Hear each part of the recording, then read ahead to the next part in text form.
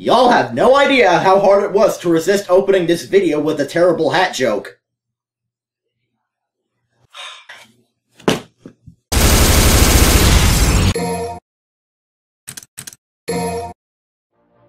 Hey, 2017, where did all these 3D platformers come from? I'm not complaining, mind you, but I thought the genre was dormant after the 2000s milked it to death, and all the kids moved on to make people's ears bleed on Xbox Live, and drain their parents' credit card balance and mobile phone apps. Gotta say though, I couldn't be happier about the recent influx of 3D platformers in 2017, with it being my favorite game genre. I definitely didn't expect 1 year to contain Yooka-Laylee, the Insane Trilogy, Sonic Forces, Mario Odyssey, and the recent indie darling, A Hat in Time. I remember initially seeing an alpha build of the game in around 2013 and being pretty excited for it after what the team managed to do with basically no budget to speak of. As time went on, I did kind of forget about it, though I got super pumped again when an official release date was revealed. Needless to say, I bought A Hat in Time day 1, completed it 100%, and now here's my thoughts on the game, starting with the story.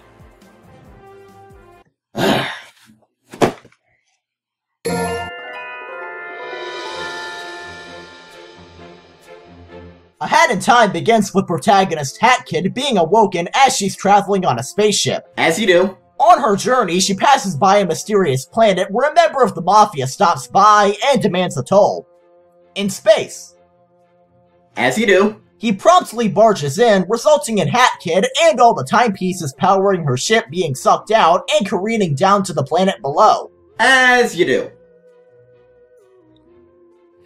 You know what? Screw it. If I keep taking the hat off, it's just gonna get annoying, so put whatever you want on my head. The actual adventure begins with you in Mafia Town, exploring the area, chasing a small figure in a red cloak, and most notably enacting genocide on the inhabitants.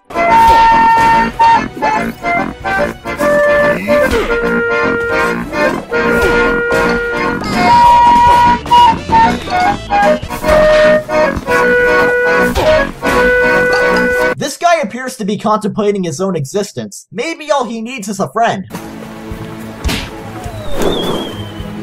Can't contemplate your existence if you don't exist anymore. Eventually, you meet up with the cloaked figure revealed to be named Mustache Girl. Once you work together with Mustache Girl, sabotaging the Mafia, gathering timepieces, and beating the leader, she proposes using the timepieces to become vigilantes and fight evil, only to become the main antagonist and go after the timepieces herself when Hat Kid's response to her idea is nah, setting in motion the rest of the adventure to find all of the timepieces and eventually stop Mustache Girl. Along the way, going through different subplots consisting of a film competition, selling your soul, and the local flora making inhabitants go mad. That last one is basically allergy season. For the story of a 3D platformer, A Hat in Time gets the job done. I didn't exactly go into the game expecting more than your basic collect a bunch of items to defeat the final boss kind of plot, but the game delivered a surprising amount of substance. The entire game has an overall uplifting and adorable mood that pretty much makes it impossible for me to play without having a smile on my face. The main reason for this is the protagonist herself, Hat Kid. For most of the game, she is a mute, which the game pokes fun at on more than one occasion, but also displays a friendly and playful personality, which is especially adorable when responding to a character trying to come off as threatening. All the major side characters that you come across on your journey are great as well, with my personal favorites being the Snatcher and the Conductor, if only for the amazing vocal performances given by Youngtown and Xander Mobus. I was also pleasantly surprised at how funny A Hat in Time's writing is. Mustache Girl's pretty sadistic and fucked up dialogue, the rivalry between the Conductor and DJ Grooves, and the Snatcher treating you selling your soul like a business deal are all brilliant and immensely entertaining to watch. Overall, it is a creative and entertaining story from start to finish, wrapped up in a surprisingly sad ending which I'm not gonna spoil. Though I do wish that Mustache Girl was given a bit more screen time. She only appears in the first few missions, the middle of the game when you get all the required timepieces, and at the final boss, which I think is way too little screen time for a main antagonist to have. But as far as criticism goes, that's about all I've got.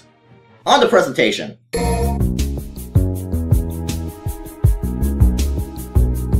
It's pretty interesting to see how much A Hat in Time's visuals have evolved ever since the prototype in 2013. I still remember the first time I saw footage of it all the way back when, and how the style gave off sort of a Mario Sunshine meets Wind Waker vibe, which I thought was gorgeous at the time. Compared to the final game, however, I honestly can't even look at it anymore compared to how breathtaking the finished product is. The cel-shaded art style looks beautiful in the way that color is utilized, with the textures and lighting only accentuating this. Aesthetically, there is a healthy amount of variety to be found with each chapter, where they all have a unique mood and every part of the chapter looking distinct enough that I could tell you what part it is with even just a random out-of-context screenshot. The levels Murder on the Owl Express and Queen Vanessa's Manor were personal standouts in the visual department, with the former having a yellow-orangish light filter which adds to the film set theme it's going for, and the latter combining red light in contrast to the dark house interior to craft a segment that's surprisingly effective at scaring the shit out of me.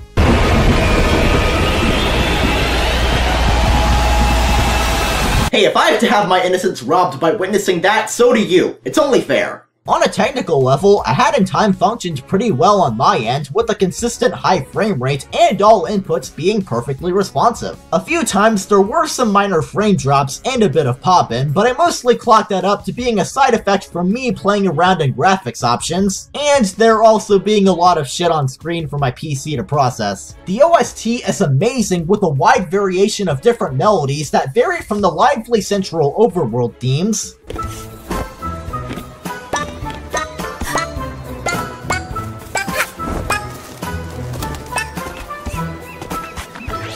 the calm and relaxing piano melody heard during the Time Rift challenges,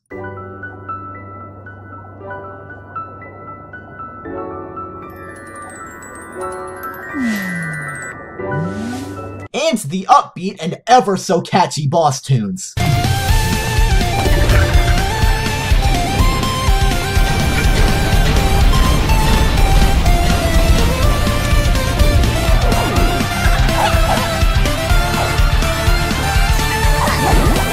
The game overall is technically solid and well polished, with the only problems I have being minor gripes like the aforementioned frame rate dips, but even those might just have to do with my PC setup, which admittedly could be a few years behind what's considered optimal by modern standards. Aside from that, fantastic all around. On to gameplay.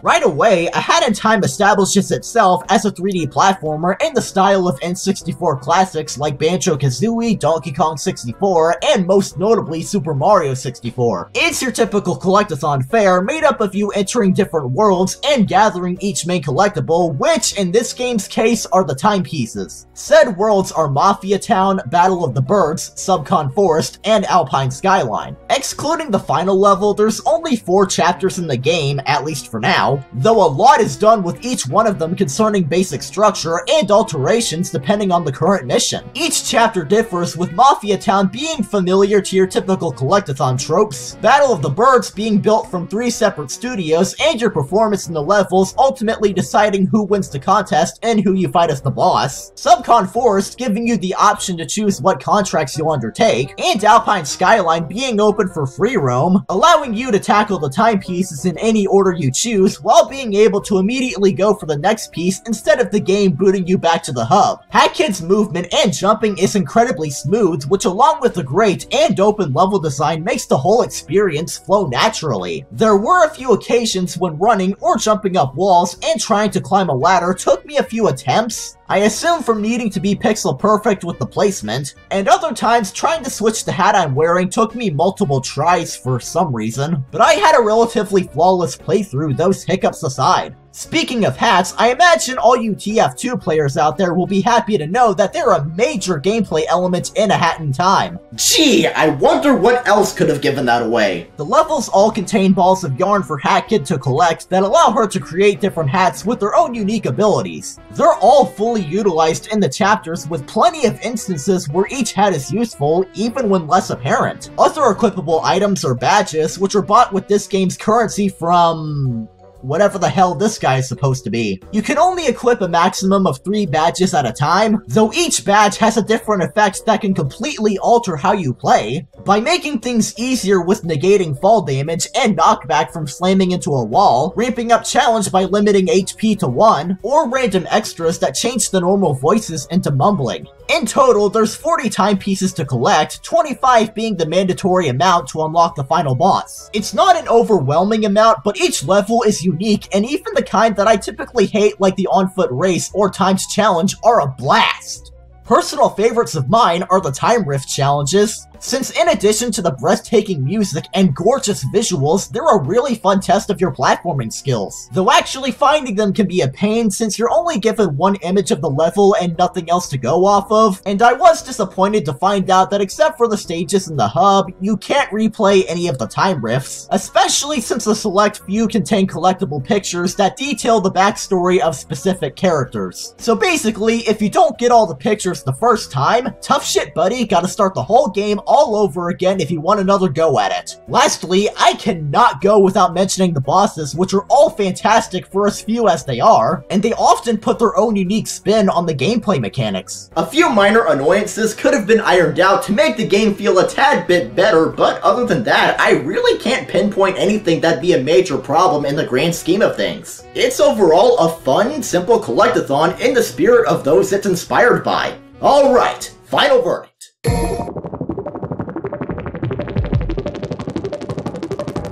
Ahead in Time has its problems for sure, but it's difficult for me to be hard on the game for that when it got so much else right. It's a quirky, adorable, gorgeous, and overall fun game that I consider not only one of my favorite games of the current year, but among my favorite 3D platformers ever. Collecting everything mandatory took me around 6 to 7 hours in my playthrough, and 100%ing it took me about 12 to 13, so the game's about average length in terms of 3D platformers. Though I imagine I'll be getting even more playtime out of the game with mod support and 2 more levels coming as free DLC in the future. So yeah, I'd say it's completely worth the $30 I paid for it on Steam. Absolutely pick it up. And that's basically everything I've got to say about the game. I might give my piece on future content that it gets, but for now, there's a certain, other hat-based 3D platformer that I need to 100%. Until next time, take care. Thanks for watching.